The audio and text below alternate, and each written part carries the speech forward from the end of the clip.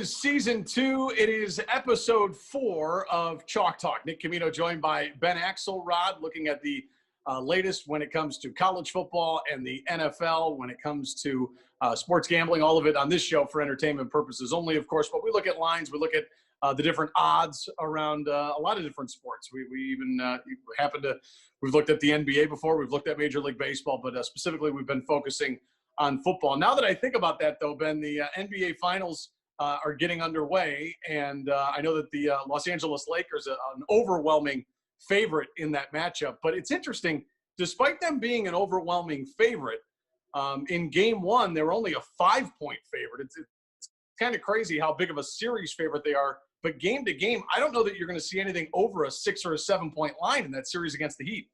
Yeah, it's really an interesting finals because I think a lot of people expect the Lakers to win. They're the overwhelming favorite in the series, but I also think when you watch the Heat, it's tough to imagine this Heat team getting blown out. So I think a lot of people are expecting a close series from game to game, but they're also, for whatever reason, expecting that the Lakers are going to win, 4 of those games in 5 games, or, Lakers in 5, Lakers in 6. And really, I don't, that might put some value on getting the Heat at plus 360, I think. So, for the series price. So, I mean, these are pretty similar odds to what the Heat were getting against the Milwaukee Bucks when they beat them in 5 in the second round. So, I think the Lakers are going to win. I think more times than not in the NBA Finals, it's the star power that wins, and the Lakers definitely have the best 2 players on the court. But the Heat have the next, 3, 4, 5, 6, 7, 8, 9, 10 guys with how deep their roster is and how shallow that Lakers roster is. So, you bring up a good point. You look at the game-to-game lines, they're pretty close, but the series price definitely favors the Lakers overwhelmingly. All right, let's go to our bread and butter for this show. It is college football and the NFL. As we said, episode 4 of this show, so it's week 5 of the college football season, week 4 of the NFL. I got to say, we know you are red hot. I was just happy to have a winning week. So we both have winning weeks. You on the season, we both had a winning week. On the season, Ben has gone 12-6 against the spread.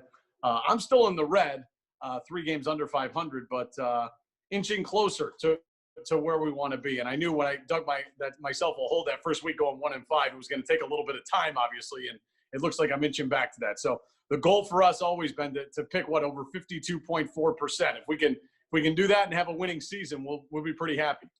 Yeah, in your first winning week, I think so. So you're on the board here, and I'm 12-6 and 7-2 in the NFL. Like we said after episode 1, marathon, not a sprint, and we're both starting to hit our strides here. All right, so one interesting thing before we give our 3 college picks, we'll give 3 college picks followed by 3 NFL picks against the spread, all of it for entertainment purposes only, as I point out. Ben, the AP Top 25 poll came out, and I know similar to back when it was the BCS and now with the college football playoff, those are really the only rankings that end up mattering. But it was interesting for me to see this week the AP Top 25 come out, and all of a sudden you've got Big Ten and Pac-12 schools that are in there. And I said, listen, I think Ohio State's either a top 1 or 2 team, but they get thrown in there at number 6. And I'm like, wait, they haven't played yet, but I guess this is what it is, right? Yeah, I mean, that's really the story of this college football season. I mean, you have conferences playing a 10-game schedule. You have conferences playing a 9-game schedule, an 8-game schedule, the MAC's playing a 6-game schedule. I have no idea what any of this is going to look like come December when we're talking about a real playoff scenario. Think about how heated these debates get in a normal year where everybody's playing under the relatively same circumstances.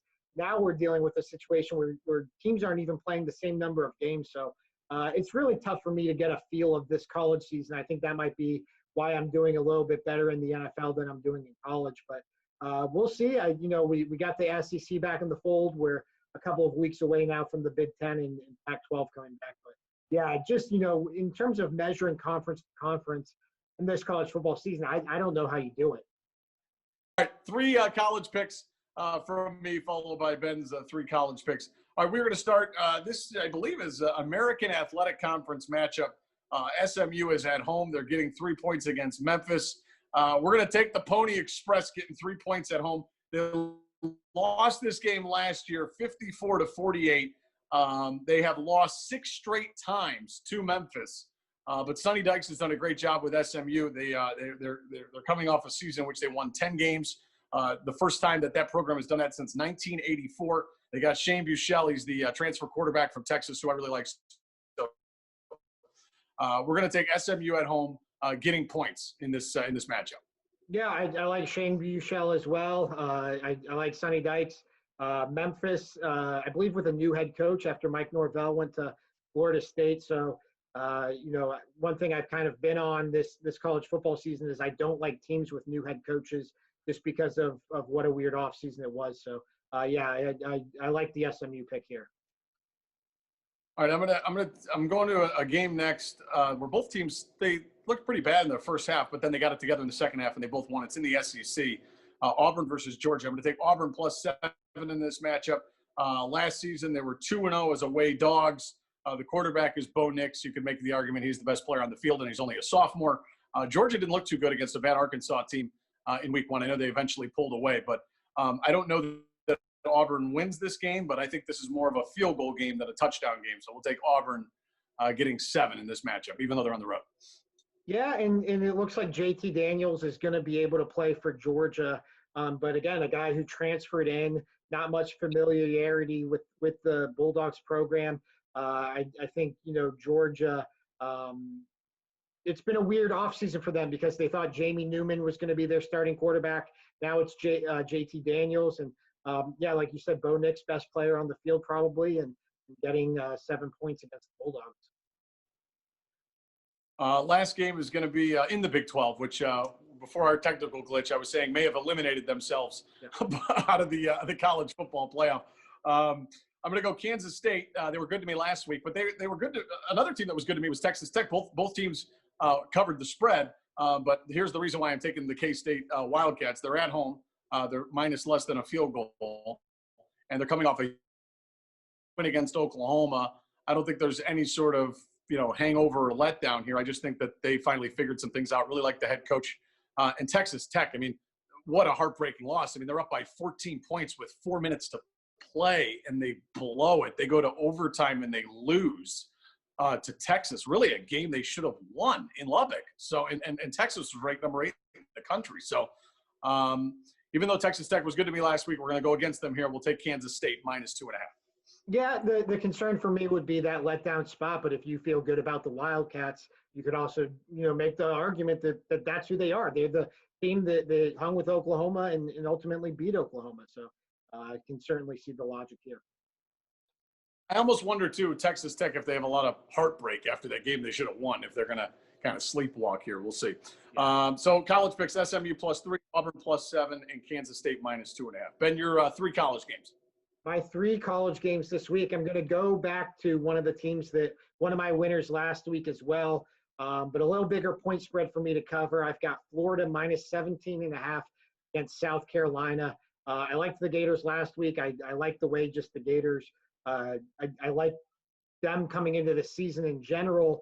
And then South Carolina, I got some odds emailed to me about first head coach fired. I think Will Muschamp was the favorite with the Gamecocks there. So that's never a good sign when your coach is already on those first coach fired lists. So I'm going to ride with the Gators here to cover a big spread, a 17.5 point spread.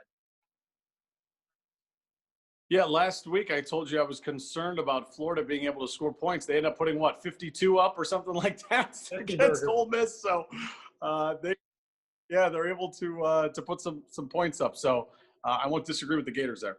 Yeah, and no Hurricanes for me this week. I think they're on a bye, so got to stay within the Sunshine State. We'll get that's next week. 3-0 with Miami. 3. Yeah, three for three covering the spread. So throw up the U for a fourth straight week here. But my next pick, I'm going back to Oklahoma. I've got Oklahoma -7 at Iowa State. Their quarterback, Spencer Rattler, he started strong against the Wildcats of Kansas State, but struggled at the end, obviously. And I just think this is a bounce back spot. I still believe in Lincoln Riley. I still believe in Spencer Rattler. And more importantly, I'm not so sure I believe in Matt Campbell in Iowa State. So I'm going to take the Sooners to bounce back and cover the 7-point spread. Yeah, I've been disappointed with Iowa State. They lost week 1 to Louisiana. Last week they didn't look all that sharp either, so no disagreement there. And then what else? Yeah, and then my third pick, I'm going with the Kentucky Wildcats -6.5 against Ole Miss. Obviously did not like what I saw from Ole Miss last week. Had some concerns about Lane Kiffin coming into the SEC again. And certainly we saw some of that last week. And then just in general, my principle of a new head coach at Ole Miss, a new head coach in this unique college football season. So I'm taking 3 favorites this week, so we'll see how I do. But I like Kentucky -6.5 against Mississippi. I like the job Mark Stoops has done with that program down there at Kentucky. He has a lot of Ohio kids. He's done well. Yeah, no doubt. I mean, just real quick, Mark Stoops, he's recruited kind of that second-tier Big Ten kid that Michigan State and Purdue and some of those programs haven't been able to get. A lot of those kids have just wound up going down to Kentucky, obviously, in that Midwest footprint. So I think he has a lot of talent on that roster. Yeah. All right, so your 3 college picks, Ben, and then we'll go right back to you for NFL. Yep.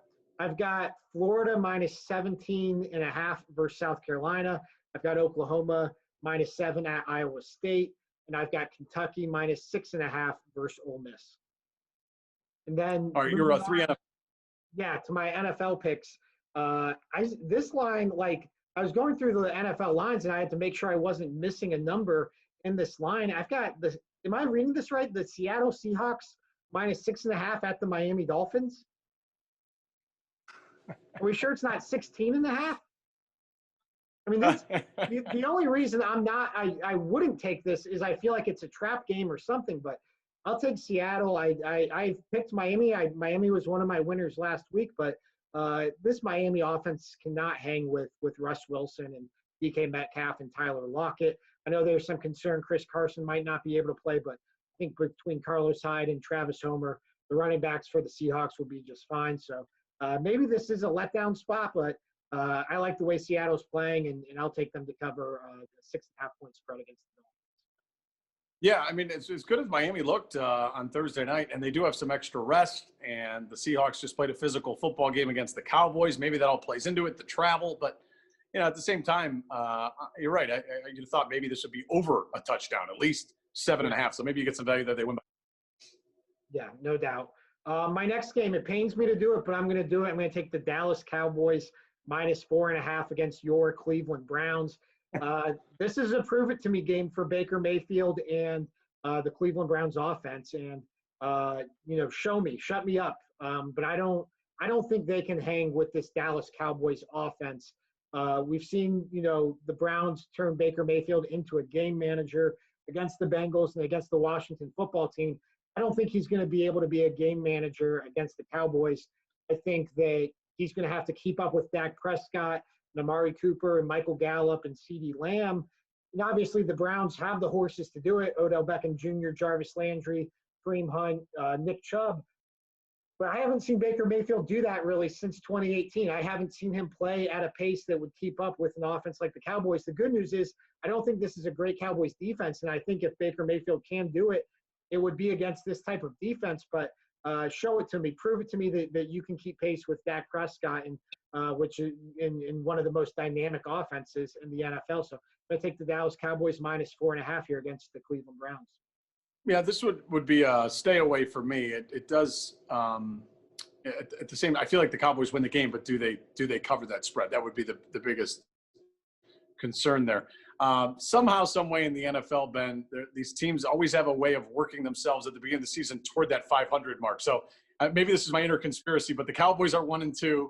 I feel like they're going to get to 2-2. The Browns are 2-1.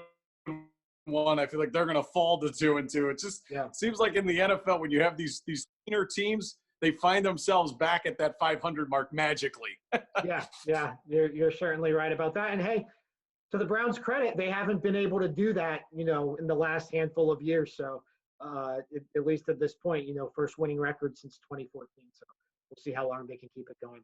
But I don't have it staying that way this week. Yeah, and the point, I guess the other thing to look at, we haven't taken a total this year yet. We're certainly allowed to do that, but I don't know what the number is, but I feel like the over might be a good spot if these offenses get going.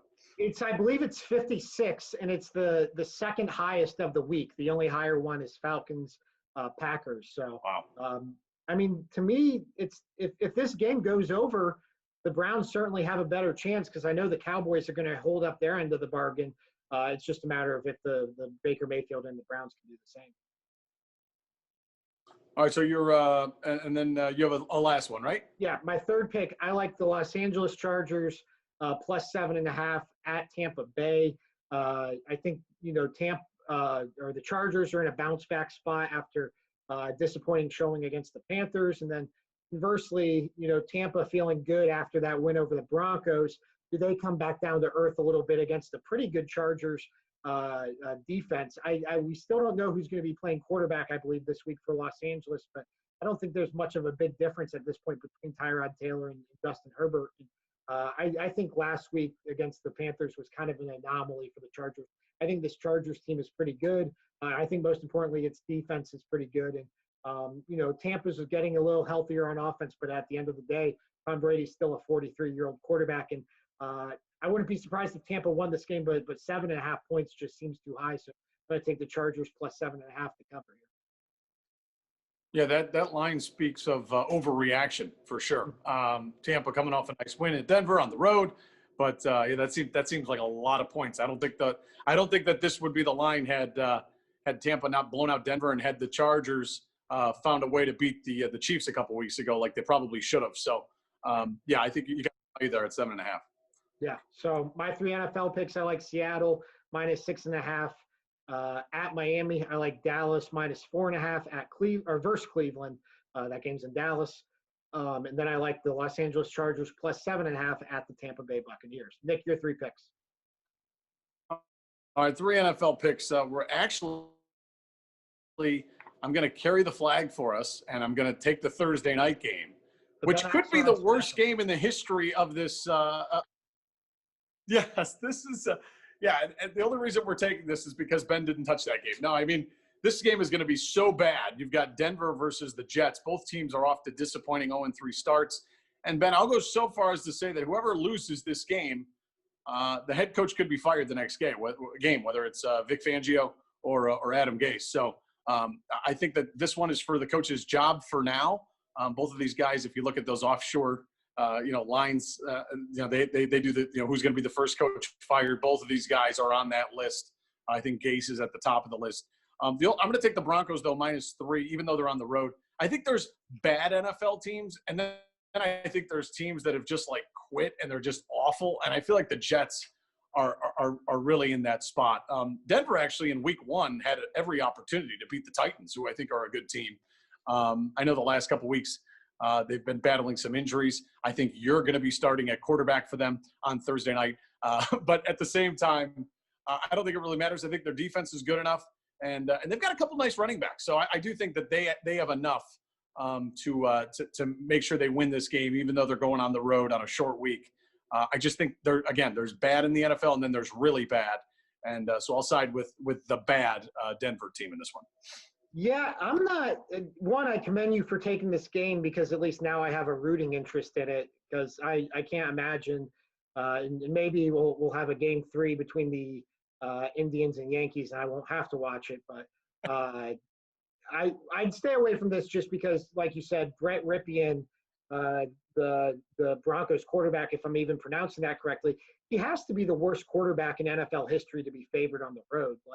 It's hard for me to imagine – there's been a worse quarterback to do that. But I don't know what happened to the Jets. I liked Sam Darnold. I liked some of their pieces. I thought they had talent here and there. And all of a sudden, you're right, they're just a total dumpster fire. Adam Gase, I mean, it's amazing he still has a job at this point in the season. So This is a total stay away from me, but God bless you for taking it. We got to carry that Thursday tradition between you and I. All right, so Broncos -3. Next two games kind of go hand in hand, and then we'll wrap things up. Both of them are double-digit underdogs, and I don't like either team to win the game. I don't think either game will be fun to watch or close. I just think in the NFL, most times you're going to see games finish under 10 points for a spread. It's rare when you see big-time blowouts, even when it looks lopsided. So first I'm going to take the Washington football team, who we saw lose to the Browns. I'm going to take them getting 13 points against the Ravens. Ravens just had a big game against the Chiefs. They kind of fell flat on their face. Yes, I think they'll look better, and yes, I think they'll win the football game, but they're going on the road to FedEx Field. So I just think 13 points is a lot for a home team when you're talking about NFL teams. Yes, the Ravens win, but I'm going to take Washington to keep it close here. Yeah, and this is probably a good line on this game. My concern would be Dwayne Haskins. He looked like he might be the first quarterback benched. I guess Mitch Trubisky already was that. So Dwayne Haskins might be the next quarterback benched. He looked really bad against the Browns, shockingly bad, I thought. Lamar Jackson, we've seen what he can do against bad teams, but this Washington defense isn't really a bad defense, especially up front. I mean, they have 5 first-round picks. I'm not sure on what Chase Young's status is for the game, but even without him, we saw Montez Sweat in the Browns' backfield early and often last Sunday. So, this is one you're probably going to be sweating out towards the end, and maybe you get a backdoor cover with whoever's coming in to replace Dwayne Haskins in the second half. I just feel like we've kind of seen the blueprint, and again, it's much harder to do than to just sit here and say it. But I do think the blueprint we've seen with the Chiefs on Monday night and with the Titans in the playoffs last year against the Ravens is if you can really, if you can box in Lamar Jackson and you force them into 3rd and 9, 3rd and 10, you might be saying, well, duh, Nick, that's for any team. You want to have them on 3rd and 9 and 3rd and 10. But I feel like specifically more for this Ravens team because we saw last night. I mean, he was kind of Jackson was struggling to throw downfield, and I feel like if you get them in those 3rd and longer situations, you got a better chance to get their punt unit out there. Yeah, no doubt about it. Last game for me, going to go with the same sort of mentality. Although this team is on the road getting this many points, it's going to be the New York Giants getting 12 points at the Rams. I actually think the Rams have looked really good. They came all the way back last week against the Bills. But I mean, they were on the road for 2 weeks.